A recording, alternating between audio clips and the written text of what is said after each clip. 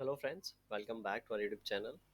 अभी हम लोग यहाँ पे रिलायंस इंडस्ट्रीज़ लिमिटेड के एनालिसिस करेंगे और हम लोग इस वीडियो में देखेंगे नेक्स्ट पूरे वीक में प्लस जब मंडे को वो मार्केट ओपन होगा मीन 17 जून को, तब ये किस तरीके से अपना प्राइस एक्शन पैटर्न दिखाएगा और इसके इंपॉर्टेंट लेवल्स कैसे रहने वाले हैं। तो पूरे वीक और मंडे दोनों को हम वन बाई वन यहाँ पे देखेंगे। पहले ये डिस्कस कर लेते हैं कल हमने क्या यहाँ पे डिस्कशन किया था। कल हमने यहाँ पे डिस्कशन किया था, ठीक है, कि हो सकता है 3 दिन यहाँ पे 3-4 दिन साइडवेज गया है, तो आज का दिन भी यहाँ पे साइडवेज जाए और मंडे या फिर ट्यूसडे को एक बड़ा मोमेंटम हम लोग को देखने को मिले। आज इस कैंडल में हुआ क्या है, सबसे पहले तो सेलिंग हुई। सेलिंग होने के बाद, ठीक है, सबसे पहले यहाँ पे क्या हुआ है, यहाँ पे देखेंगे। तो आज यहाँ पे सेलिंग हुआ। सेलिंग होने के बाद ये ऊपर की ओर क्लोजिंग दिया है, मतलब स्ट्रॉन्ग यहाँ पे बाइंग एक्शन एक्शन हम लोग को नजर आया।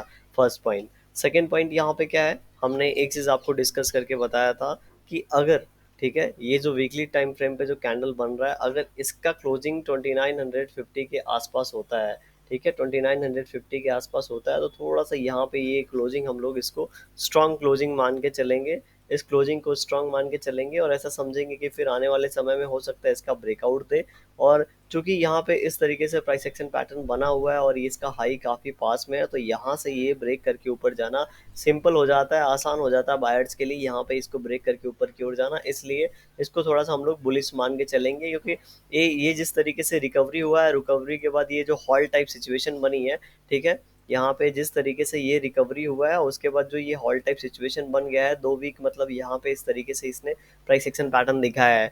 एक बात का ध्यान रखेंगे कि अगर नेक्स्ट वीक, ठीक है, नेक्स्ट वीक अगर इसी के अंदर यहाँ पे एक कैंडल और बना देता है, तो उसके वीक मतलब इस मंथ के जो लास्ट वाला वीक होगा, यहाँ पे ये ब्रेकआउट देके जाएगा, इसकी प्रॉबिलिटी बहुत ज़्यादा हो जाएगी। इस वीक में भी, नेक्स्ट वीक में भी प्रॉबिलिटी है, लेकिन नेक्स्ट के नेक्स्ट वीक में जो प्रॉबिलिटी है वो बहुत ज़्यादा हो जाएगा, क्योंकि 2 वीक 3 वीक यहाँ पे रुकने के बाद जब ये इसको ब्रेकआउट करेगा तो हम लोग को बहुत तेजी से 3100 3200 वाला लेवल दिखाएगा। समझ रहे हैं। लेकिन अगर इसी वीक में, जैसे कि जो नेक्स्ट वीक स्टार्ट होगा, उसमें अगर इस तरीके से यहाँ पे ऊपर की ओर जाता है, तो इसको हो सकता है 3100 के आसपास से ही इसको सेलिंग मिले और ये फिर से आके इन लेवल्स को रीटेस्ट करके ऊपर की ओर जाए। लेकिन अगर एक वीक और यहाँ पे रुक जाता है, यहीं पे एक इनसाइड कैंडल इसी के अंदर कहीं पे इनसाइड कैंडल बना देता है एंड उसके बाद निकलता है, तो ये फिर ऊपर जाके रीटेस्ट करने नहीं आएगा। हाँ, जरूर ऐसा होगा कि वन डे टाइम फ्रेम पे थोड़े दिन जाएगा ऊपर, फिर यहाँ पे थोड़ा सा रिट्रेस करके यहाँ पे फिर से प्राइस एक्शन कंटिन्यू करके जो हमारे ऊपर के टारगेट्स है उनको हिट करेगा। इसकी प्रॉबिलिटी यहाँ पे काफ़ी ज़्यादा हो जाएगी। तो हम लोग as per the scenario, as per technical analysis, यहाँ पे लग रहा है कि एक और कैंडल बायर चाहेंगे कि यहाँ पे रुके और बने एंड उसके बाद ब्रेकआउट दे। लेकिन अगर यहाँ पे जिस तरीके से सिचुएशन है, अगर इस कैंडल का हाई ब्रेकआउट होता है, तो हम लोग को एक वन मोमेंटम में 3100 का भी लेवल मिल सकता है नेक्स्ट कैंडल में। इसको हम लोग इग्नोर नहीं करेंगे, इसको भी मान के चलेंगे। क्यों, हम क्या करेंगे, हम लोग डेली प्राइस एक्शन पैटर्न यहाँ पे फॉलो करने वाले हैं और जिस तरीके से हमको सिग्नल मिलेगा उसी तरीके से हम लोग अपने पोजीशन को एडजस्ट करते चलेंगे। अब हम लोग क्या कर सकते हैं, एक बार यहाँ पे मंथली टाइम फ्रेम का भी कैंडल देख लेते हैं। मंथली टाइम फ्रेम का कैंडल इसलिए देखेंगे क्योंकि हम लोग को आइडिया लगना चाहिए कि कितने मंथ से ये इस लेवल के आसपास ट्रेड कर रहा है। तो आप सभी को देख के लग रहा होगा कि 2800 के लेवल से यहाँ पे 4-5 महीने, 4 महीने तो ऑलरेडी हो चुके हैं, ये पांचवा महीना चल रहा है। तो अगर इस महीने के लास्ट में ये थोड़ा सा क्लोजिंग 3000 के आसपास दे देता है, तो जो लास्ट वीक होगा उसमें थोड़ा सा हम लोग को ऊपर की ओर एक मोमेंटम देखने को मिल सकता है। ठीक है, इस बात का, क्योंकि ये जो अपने ओपनिंग प्राइस है, जिस प्राइस पे यहाँ पे ये स्टार्ट हुआ था कैंडल, उसी प्राइस के आसपास ट्रेड कर रहा है। तो कहीं ना कहीं अगर जाके अपने स्विंग को इस तरीके से ब्रेक करेगा, मतलब ये क्या हुआ है कि इतने सेलर्स को, ठीक है, ये जो यहाँ पे सेलर्स हैं, इतने सेलर्स को इसने डिफीट किया है, उसके बाद जाके ये यहाँ पे बाइंग में कन्वर्ट हो रहा है। तो यहाँ पे अच्छे बायर्स आएंगे और इसको ऊपर की ओर लेके जाएंगे, क्योंकि सेलर्स ने ऑलरेडी यहाँ पे ट्राई कर लिया है इसको नीचे लेके आने का। अब बायर्स का मौका है, तो बायर्स इसको ऊपर की ओर लेके जाएंगे। ठीक है, और अगर इस मंथ में ये ट्रेंडिंग होता है, तो नेक्स्ट मंथ में भी ये ट्रेंडिंग हो सकता है। एक ये जिस तरीके से 4 महीने यहाँ पे रुका है, ठीक है, ये जिस तरीके से देख रहे हैं 3 महीने यहाँ पे कंटिन्यूस बाइंग रहा, ये 2 महीने कंटिन्यू बाइंग रहा, ये 2 महीने रहा, इसके पहले 5 महीने यहाँ पे होल्ड किया है, ठीक है, यहाँ पे 4 महीने होल्ड किया है। तो अगर कंटिन्यू रहता है तो यहाँ पे 1-2 महीने इस तरीके से कंटिन्यू रह सकता है। और अगर कंटिन्यू हुआ तो हमें ऊपर के जो 3200 3300 वाले टारगेट है वो हम लोग को देखने को मिलेंगे। अब हम लोग को क्या करना है, अगेन हम लोग वन डे टाइम फ्रेम पे चलते हैं। वन डे टाइम फ्रेम पे यहाँ पे कुछ चीज़ें समझेंगे, क्यों? क्योंकि यहाँ पे देखेंगे तो इन पॉइंट्स को अगर हम लोग मैच करेंगे तो यहाँ पे एक ट्रेंड लाइन बन जाएगा। ऊपर वाले दो पॉइंट को ही मैच करूंगा तो आज का जो हाई है, ये जो आज का क्लोजिंग मिला है, ये कहीं ना कहीं इसी ट्रेंड लाइन के आसपास क्लोज करता हुआ हम लोग को मिला है। तो ये ट्रेंड लाइन भी यहाँ पे रोल प्ले कर रहा है, इसको हम लोग नेग्लेक्ट नहीं कर सकते हैं। राइट, नीचे का लेवल देखेंगे तो नीचे यहाँ पे लगभग लगभग 2910 के आसपास का लेवल है, जिसके आसपास इसने आके यहाँ पे टाइम स्पेंड कर रहा है, या फिर बोल सकते हैं एक्यूमुलेशन हो रहा है बायर्स का। तो नेक्स्ट ट्रेडिंग सेशन में मंडे आज एक अच्छा ग्रीन कैंडल हम लोग को देखने को मिला है। ठीक है, यहाँ पे फिर से सेलर्स को यहाँ पे डिफीट करके ऊपर की ओर बना है। तो 2960 का अगर मंडे के दिन यहाँ पे, तो सबसे पहले ये 2960 के नीचे खुलना चाहिए। ठीक है, नीचे मतलब 5-10 रुपए ऊपर नीचे हो सकता है। अगर नीचे खुलता है एंड उसके बाद ये 2960 निकालता है, तो ये हो सकता है वन गो में यहाँ दो तीन कैंडल में यहाँ पे ये 2980 का हम लोग को टारगेट दे दे।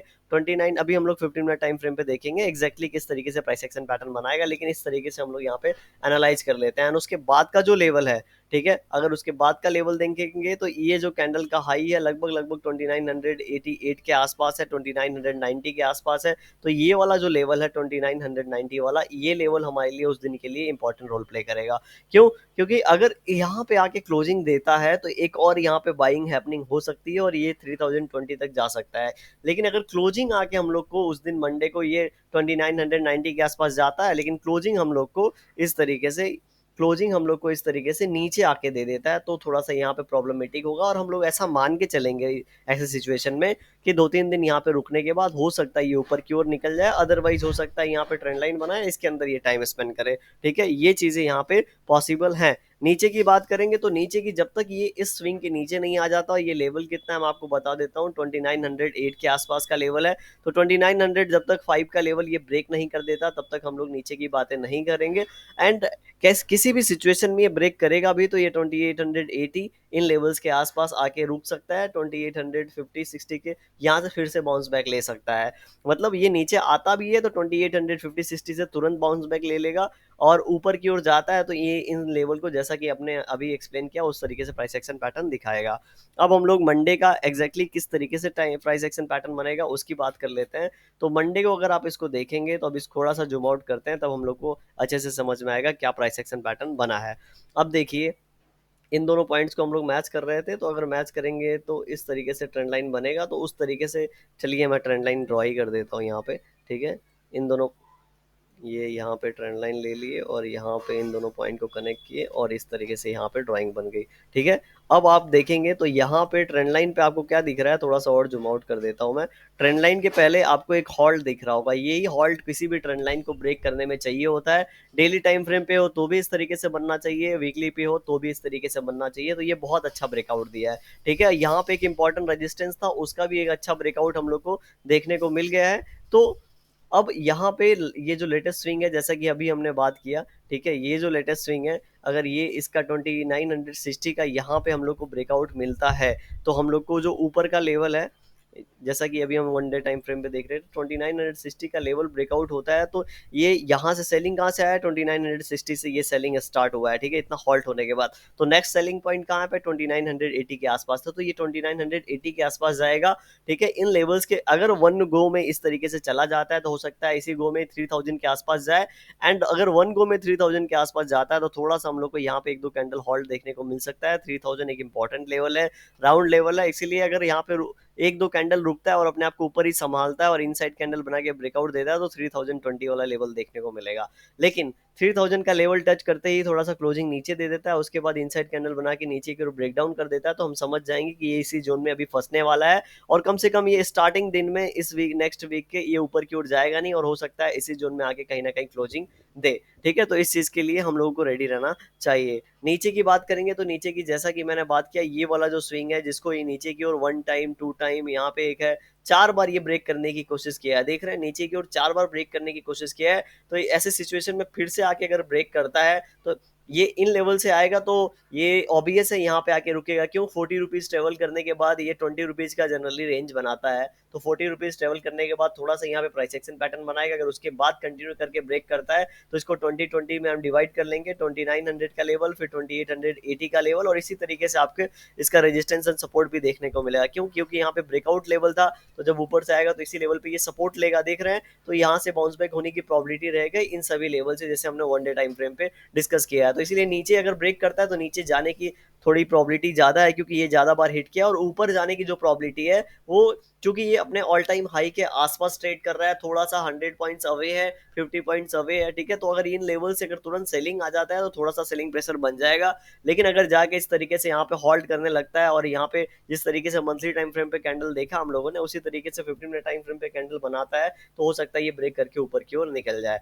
देखिए, फाइनल डिसीजन हमेशा आप अपनी लीजिएगा, या कोई अपनी एनालिसिस के बाद कितना क्वांटिटी लेना है, क्या करना है, सब आपको अपने खुद से डिसाइड करना पड़ेगा। और मेरा एक टेलीग्राम चैनल है जिसको जाके आप ज्वाइन कर सकते हैं, उसका डिस्क्रिप्शन में लिंक मिल जाएगा। वहाँ पे कोई कोई शेयर, बहुत ज़्यादा मैं एक्टिव नहीं हूँ, पहले ही बता देता हूँ। हो सकता है एक महीने में आपको एक शेयर दूँ, वहाँ पे जाके मैं शेयर पोस्ट करता हूँ स्टडी पर्पज़ के लिए, तो आप उसको देख सकते हैं। वीडियो कैसी लगी कमेंट सेक्शन में बता सकते हैं। अगर अच्छी लग रही हो तो लाइक कर सकते हैं, चैनल पर नए होंगे सब्सक्राइब कर सकते हैं। Thank you for watching this video.